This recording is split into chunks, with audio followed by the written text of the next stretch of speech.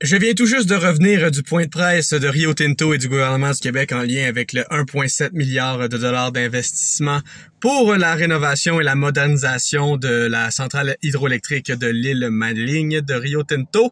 Et j'ai pris la peine de prendre en vidéo le discours de François Legault, du moins une bonne partie. J'ai manqué un peu le début étant donné que je prenais mes photos et je faisais ma job de journaliste. J'étais pas juste là pour le plaisir. Donc je me suis déplacé à Alma aujourd'hui.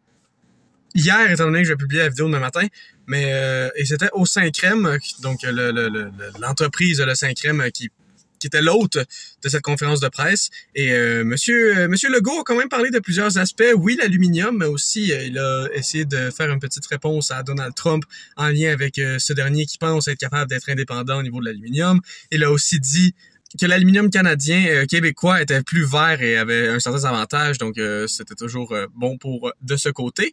Et pour terminer, il a aussi mentionné que ça devenait l'âge d'or du Québec. Donc, je vais vous laisser l'écouter. Désolé un peu pour la qualité de la vidéo et la qualité de l'audio. C'est pas nécessairement facile. Je filmais avec mon bras à côté sur le mur entre deux têtes de personnes, là. Donc, j'ai fait de mon mieux. J'espère que vous allez apprécier. N'hésitez pas à me laisser en commentaire vos réactions et de ce que vous voulez que je fasse avec cette chaîne. Je suis tout à vous. Je peux faire autant de la politique que de l'actualité. Ça fait mon plaisir en tant que journaliste économique aux études en sciences politiques. Mais bon, assez parlé. Je vous laisse avec François Legault. Mettez-moi un petit like, on s'abonne et on y va. Très content d'être avec toi cet après-midi. On va faire des petits achats un petit peu plus tard. Donc, je veux saluer aussi mon autre collègue qui fait semblant d'être blessé dans sa chaise roulante, Yannick Gagnon, qui fait le clown pour le vrai, pour une bonne cause. Donc, pendant 24 heures, il va faire le clown. Vous allez me permettre de saluer aussi le député fédéral, Alexis. Ça me fait rire de lire Brunel Duceppe, parce que je connais bien plus ta mère Yolande qui compare Gilles que toi. Là. Quand je vois les deux noms ensemble, ça a donné toi. C'est bon. C'est ça. Non, mais j'ai été ministre de l'Éducation pendant 3 ans, donc c'est sûr que j'ai parlé souvent à ta mère. La mairesse d'Alma, qui m'a suivi aussi, était ce matin à Québec pour le congrès de l'UMQ, donc Sylvie Beaumont, très content d'être ici.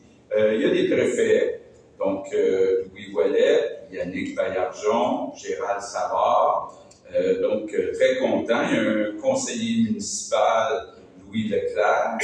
Là, ce que je comprends, c'est le conseiller municipal de l'Île-Maligne qui est maintenant fusionné avec Alma. Bon, ben, il y a des gens de la direction de Rio Tinto. D'abord, le grand patron Sébastien Ross, qui nous a parlé tantôt. Ensuite, la grande patronne qui est rendue maître de cérémonie aujourd'hui, Stéphanie Gignac. Le DG, regardez sa chemise bleu marin, hein, c'est bon. Stéphane Larouche, le président de la Chambre de commerce, Alexandre Gaudreau-Larouche. J'ai oublié Jean Cadil. Hein. Qu'est-ce qu'on serait sans Jean Cadil? C'est sûr qu'il fait un lien extraordinaire avec le gouvernement. Puis, je termine par le président du syndicat, tous les employés. C'est d'abord pour vous autres, et grâce à vous autres, si on est capable de faire cette belle annonce aujourd'hui. Bon, évidemment, il y a un monsieur aux États-Unis qui s'appelle Donald Trump, qui crée beaucoup d'incertitudes. C'est très important d'avoir des entreprises qui investissent ailleurs aux États-Unis. Ce que veut Donald Trump, en tout cas ce que souhaite Donald Trump, c'est que les entreprises investissent seulement aux États-Unis. Or, je veux juste en profiter parce que des fois, les nouvelles positives passent moins longtemps dans les médias. Et ça a peut-être passé de façon moins remarquée, mais Rio Tinto a investi 7 milliards dans une compagnie qui s'appelle Arcadium, qui possède 50% de Nemaska Lithium, compagnie québécoise. l'autre 50 ça appartient à l'Investissement Québec. On est rendu des partenaires dans les minéraux critiques. Et puis, vous savez, c'est rendu, pendant un certain temps, on parlait d'intelligence artificielle, c'est toujours important, mais les minéraux critiques, c'est beaucoup l'avenir pour plein de produits, dans la défense, dans les téléphones, dans plein de produits. Et pendant longtemps, ces minéraux-là venaient de la Chine. Évidemment, il y a des pays qui veulent être le moins dépendants possible de la Chine. Puis au Québec, ça donne bien. M. Ross parlait du gallium, mais bon, je viens de lui dire qu'ils ont investi 7 milliards dans le lithium. Il y a des terres rares, qui ne sont pas des terres, qui sont des minéraux. Il y a le graphite, il y a le nickel. Il y a plein de projets, là, il y a, j'exagère pas, là, des dizaines de milliards d'investissements qui s'en viennent au Québec. Donc, ça risque d'être l'âge d'or du Québec. Puis, je suis content de la confiance de Rio Tinto de dire j'embarque dans les minéraux critiques au Québec. En passant, l'aluminium, ça fait partie des minéraux critiques. Donc, je reviens à l'aluminium. Je m'excuse d'avoir fait cette petite parenthèse. Bon, évidemment, Rio Tinto Québec, c'est, j'apprenais ça à M. Ross, là, mais bon, il ne peut pas tout savoir, mais dans toute l'histoire du Québec, il n'y a pas une compagnie qui investit plus au Québec qu'Alcan Rio Tinto. C'est quand même pas bien, là. Dans toute l'histoire du Québec, c'est Alcan et Rio Tinto les plus gros investisseurs au Québec. Donc aujourd'hui, c'est à peu près 8 000 emplois, donc 4 000 ici au Saguenay-Lac-Saint-Jean. Ça, c'est sans compter les entrepreneurs ou les sous-contractants. Il y en a quelques milliers aussi. C'est sans compter aussi les 1500 qui travaillent sur les chantiers qui sont en cours actuellement chez Rio Tinto. Donc, c'est quand même une entreprise, c'est 9 milliards par année d'exportation. Et avec l'aéronautique, c'est nos deux grands secteurs. Donc, moi qui est un peu un maniaque de l'économie du Québec, qui suit ça, vous allez comprendre que je suis content d'être ici aujourd'hui pour annoncer donc un bel investissement. Je suis content aussi, c'est pas rien, 100 ans l'année prochaine. Écoutez, c'est quelque chose là, de dire, cette centrale-là, à l'île Marie, a été la plus grosse à l'époque, en 1925. On est rendu en 2025. Donc, 100 ans, c'est quelque chose. Et Rio Tinto a des installations à Alma, Grande-Bay, La Terrière, Arvida, puis 6 centrales hydroélectriques sur les rivières Péribonka et Saguenay, dont celle de l'île Marie. Donc, très content aujourd'hui, là, franchement, il ne peut pas y avoir quelque chose qui me fait plus plaisir que ça. 1,7 milliard d'investissements pour rénover la centrale Île-Marie. Merci, Rio Tinto, pour la confiance. Je voudrais qu'on les applaudisse.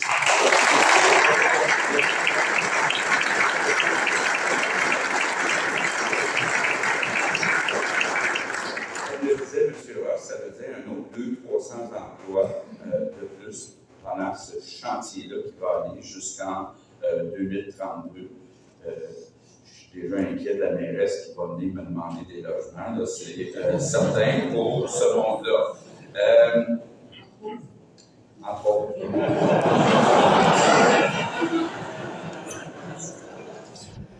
Je vais vous dire un mot sur Donald Trump. Tantôt, j'étais à Québec, puis il y avait des journalistes, Alain Laforêt, TVA, pas le nommer, qui essayaient de savoir, parce que j'ai enregistré un podcast. Je sais que TVA est là, donc Alain va avoir sa réponse avec Stéphane Bureau, qui s'est sorti à 6 heures le matin, fait que ça se peut que vous ne l'ayez pas entendu. J'ai fait 90 minutes, comment se mettre dans la merde avec un journaliste. Mais Stéphane me demandait, Stéphane Bureau, est-ce que vous souhaitez rencontrer Donald Trump? Bon, vous savez, je l'ai déjà rencontré oui, j'aimerais le rencontrer parce que je voudrais lui expliquer comment ça marche, l'aluminium. Parce que quand j'entends Donald Trump dire on n'a pas besoin du Canada, donc du Québec, pour rien, incluant pour les alumineries, ben, j'aimerais ça, moi je suis un comptable, arriver avec quelques chiffres. Je vous en donne quelques chiffres là. Le Québec fournit en aluminium primaire 60% de tous les besoins des États-Unis. 60% de tous les besoins des États-Unis. Puis les États-Unis produisent 15% de tous leurs besoins en aluminium. Puis là, M. Trump dit, je vais bâtir mes propres alumineries. Avec quelle énergie, M. Trump? Vous n'avez pas d'énergie pour ouvrir des alumineries. Donc, quand je disais à Stéphane Legault, j'aimerais avoir le temps d'expliquer ça, c'est que ça se peut pas, ce qu'il dit. Ça se peut pas, il a besoin de nous autres. Et d'ailleurs, bon, le tarif qu'il a mis sur l'aluminium primaire, ça fait juste nuire à ces entreprises-là. Je pense entre autres à Ford et à GM, qui payent 25% de plus pour leur aluminium pour mettre en fabrication de leurs autos. Bon, puis au total, dans le monde, il y a un équilibre parfait entre les besoins puis la capacité d'aluminium. Comme c'est arrivé en 2017, quand il y avait eu à peu près le même problème avec le même gars aux États-Unis, ben, il y avait eu juste un déplacement. Si les États-Unis achètent leur aluminium de quelqu'un d'autre, ben, nous, on va aller vendre l'aluminium à ce quelqu'un d'autre-là. Donc, on ne peut pas inventer l'aluminium, puis les États-Unis ne peuvent pas inventer de l'énergie pour ouvrir des alumineries. Donc, je pense que c'est important qu'ils comprennent ça. Il me semble que, je ne sais pas si c'est clair pour les gens ici, il me semble qu'on devrait être capable d'expliquer ça à M. Trump.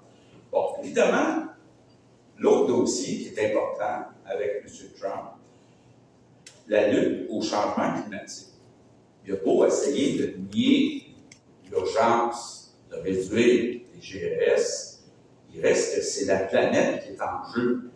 Puis la chance qu'on a à moyen terme, puis moi je continue d'y croire, c'est qu'on a l'aluminium le plus vert déjà au monde, ici, au Saguenay-Lac-Saint-Jean.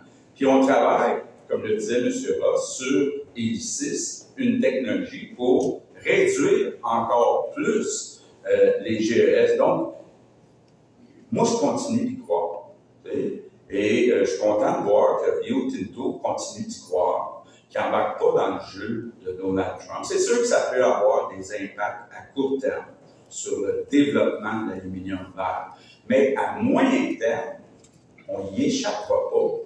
On va avoir besoin, dans la fabrication de plein de produits, d'aluminium vert. Puis qui est mieux placé pour le faire? Bien, Saguenay-Lac-Saint-Jean, grâce, entre autres, à Hélicis. Donc, moi, je continue d'avoir confiance qu'à moyen terme, bon, d'abord, il n'est pas éternel, Donald Trump. Deuxièmement, ben, il y a l'Europe, il y a d'autres pays dans le monde. Donc, je pense qu'entre autres, il faut aller se promener un petit peu en Europe pour comprendre que les autres ont compris qu'il faut, à un moment donné, faire la transition énergétique et on a besoin d'électricité qui est fabriquée de façon propre. Donc, je conclue. Ben, le message aujourd'hui, c'est Rio Tinto croit encore à l'avenir de l'aluminium au Saguenay-Lac-Saint-Jean puis au Québec. Quelle bonne nouvelle. Merci tout le monde. Alors, c'est comme ça que c'est conclu le point de presse, du moins le discours de François Legault. J'ai pas pris la peine de prendre tout en vidéo. Le premier ministre, c'était assez. J'ai d'ailleurs eu la chance d'y froisser l'épaule avec ma caméra que je tiens présentement. Donc, je suis officiellement un journaliste d'expérience et de haute qualité, étant donné que je suis près des premiers ministres et de leur garde du corps. C'est quand même assez impressionnant. 4 gardes du corps à Alma. Enfin bref, assez parlé. On se revoit dans les prochaines pour d'autres vidéos, comme vous le voulez. Laissez-moi savoir en commentaire. Au revoir.